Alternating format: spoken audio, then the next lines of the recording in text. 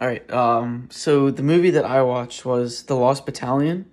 It was made in 2001 by the TV company A&E. So it's actually a TV movie. It's not like a high production movie like Warner Brothers. So, but yeah, and the plot is it follows the story of Major Charles Whittlesey and the United States Army 77th Infantry Unit, and I think it's comprised of around 550 to 600 men, and they're going into the Argonne Forest, and they're facing heavy German resistance. Right, the Germans are defending, the Americans there are attacking, alongside with another American battalion and a French battalion. Right, the French to their left, the Americans to their right.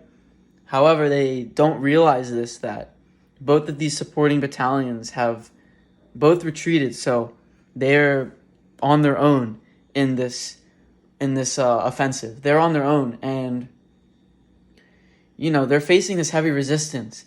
And so before they actually embark on this offensive, Major Whittlesey talks to his general, and this is a very important part. He asks him if he can be resupplied.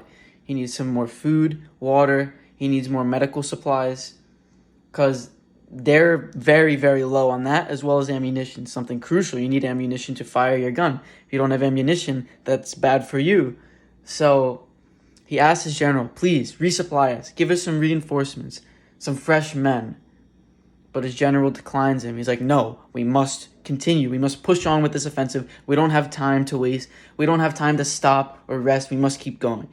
And, he famously, he tells him that he will lead his men into battle, but he cannot guarantee that they will return, because the odds are not in their favor.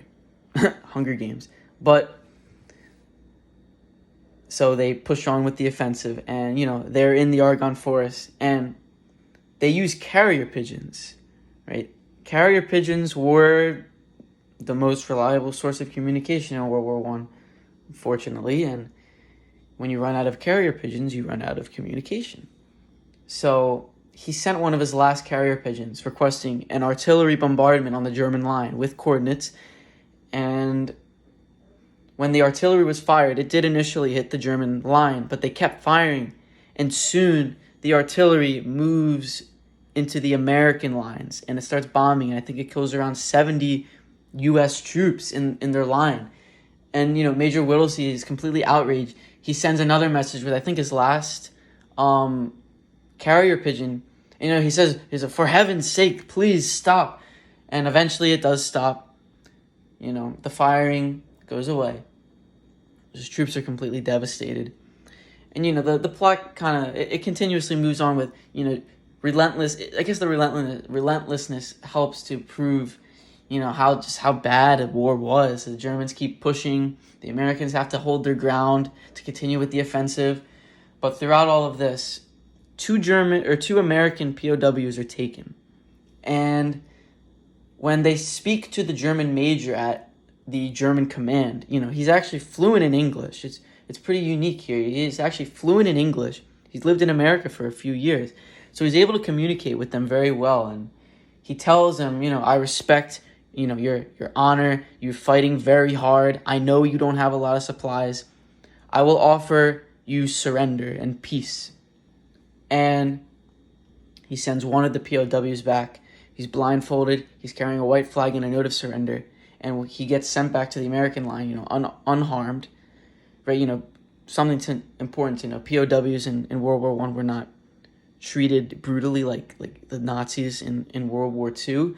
World War One, there really is no bad guy. Every country is either supporting an ally or they're fighting for their country to survive economically or politically. So, there's some sort of mutual respect for soldiers who are fighting honorably. And he gets sent back. Whittlesey reads the note for surrender for the Americans to surrender, that is. He says it's not acceptable, and he throws the flag back into the battlefield, and, battling ensues. And eventually there's an American pilot flies across the Argonne Forest. He's actually searching for German lines to write coordinates down for some artillery bombardments, but he actually sees the American troops. They hear the plane coming, they wave, they yell, and he sees them, and he writes the coordinates down. But, unfortunately, he's fatally shot, but his plane does not go down. He actually is able to make it back to the U.S. base, and he gives the coordinates. And, soon after that, I believe 6 days after that, Major Whittlesey and his men are, saved per se, even though they actually succeeded in holding their ground, but, saved by reinforcements, and the general arrived, but the Germans actually retreated on the 5th day, so they're 1 day late. They actually succeeded in their assignment. So they are found, and, this is really a proud moment. Whittlesey is asked by the general, you want to come in my car, I will drive you back. He's like, no, I will march with my men. He's kind of pissed off at the general for the lack of communication there and the lack of being resupplied. So he honorably marches back with his men, and that's the plot. And so this obviously the historical event is essentially the plot. You can kind of tie these two things together because it is a true story. This lost battalion, the 77th Infantry Division with Major Whittlesey, and I guess the larger event, it's the Meuse-Argonne offensive, which consisted of American and French troops, largely an American push here. Most Americans died here, biggest American push in the entire war. So that's what it's based off of. And I gave it a rating of a 9 out of 10. I love war films. There's not a lot of good World War I films for a U.S. perspective, so I found this quite enticing. And, it has excellent acting. You get to see all the different, there's a guy from New York, guy from Montana, there's a guy from Texas, talk about their homeland. They're really, really relatable characters. That's the thing. You can relate. You can feel like you're in the war. You feel like there could be some kid from New Jersey there, but it's really relatable, all the characters that are in this film, the soldiers. And, Whittlesey, he's a New York lawyer. You can relate to all that stuff. It's very relatable. Of course, the accuracy of the event. Uniforms are accurate. The guns are accurate. I kind of, buff on that stuff.